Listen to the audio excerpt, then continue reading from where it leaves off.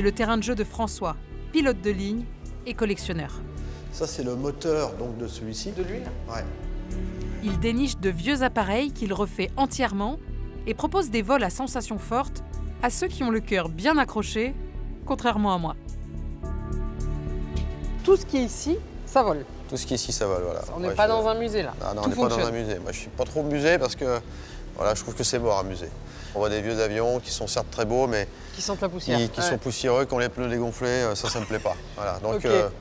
moi, ici, ça vole. Ou ça va voler, en tout cas. Parce Oui, que, c'est ça, où ça finira par voler.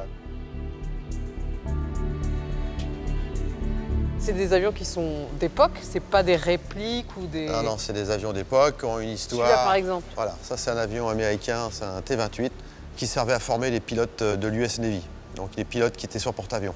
D'accord. Voilà, ça a des performances qui sont intéressantes. Ça monte à presque 600 à l'heure, quoi. Voilà. Et c'est des années 50. Voilà. Ok. Bon, allons voir cet avion-là. Ben, ça, c'est un avion qui est assez récent. Il est de Bah oui. 1986. D'accord. C'est l'équivalent de l'Alpha Jet qu'utilise la patrouille de France. Tu vois. Alors ça, la vitesse maxi là-dessus, c'est 900 km/h. Voilà. Mais là, tu prends des jets, là, non? Ouais, on peut prendre jusqu'à 7 G et demi là-dedans, donc c'est déjà bien, ouais. Les gens, ils payent pour ça, ils adorent. Bah ouais, bah, c'est énorme. Hein. Ah, moi, j'ai du mal à comprendre ça, mais... Bah oui, mais moi, je n'arrive pas à comprendre ceux qui sautent à l'élastique, tu vois. Alors là, pour Ah oui, moi, moi non c'est plus. vraiment la débilité absolue. Mais donc, tu leur fais de la voltige aussi? Tu Ah, on leur fait de fais voltige. les Ah, ouais, loopings bah et ouais, tout le parce que bazar. c'est ça qui est bon, hein, parce que là, quand tu pars en boucle, là, tu montes à la verticale, ça n'en finit pas, parce que ça, voilà, c'est une énergie, quoi. C'est extraordinaire. Tu as l'impression de partir sur la Lune là-dedans. Oh, mazette, non. Non, non, non.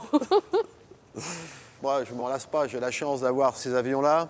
Voilà, c'est comme le collectionneur qui a des belles bagnoles dans son garage, qui allume la lumière, qui les regarde pendant 10 minutes et puis qui va se coucher. Il se dit, ah, bah, elles sont là. Ah, c'est les miennes. C'est les miennes. Je suis fière.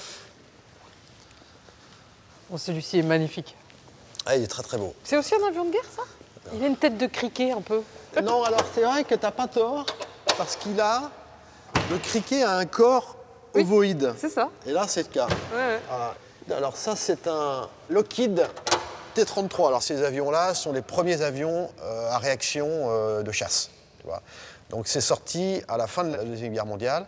Bon, et puis il y en a pas mal qui se sont cassés la gueule avec, parce que si tu veux, quand ils sont passés des avions à hélice de la Deuxième Guerre mondiale à ces avions à réaction, les caractéristiques de vol n'ont rien à voir. Et donc, ils en ont ramassé quelques-uns à la petite cuillère, si tu veux.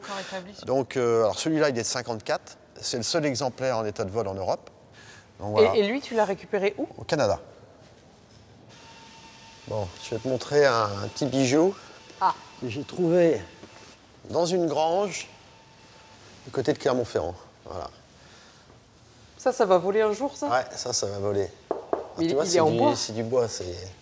C'est hyper inhabituel pour un avion en réaction. Mais bon, c'est aussi un des premiers avions, tu vois, avec un siège éjectable. Tu veux jeter un œil dedans, parce que c'est assez spectaculaire, en fait. Oui, je veux voir.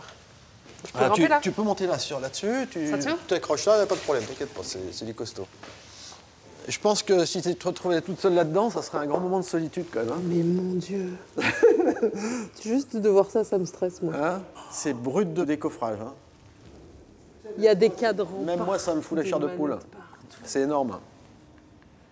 Donc tu vois, là, il y a du boulot. Hein. Bah quand là, tu pars de là, ça, là. c'est quand même assez joufflu comme projet. Hein.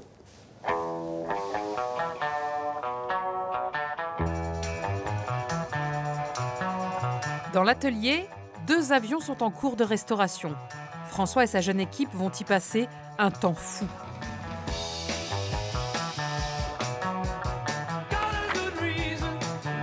Retrouver une roue, un axe, un boulon ou un pare-brise, réparer et remonter ces pièces rares est un boulot de passionné qui demande une grande précision et beaucoup de patience.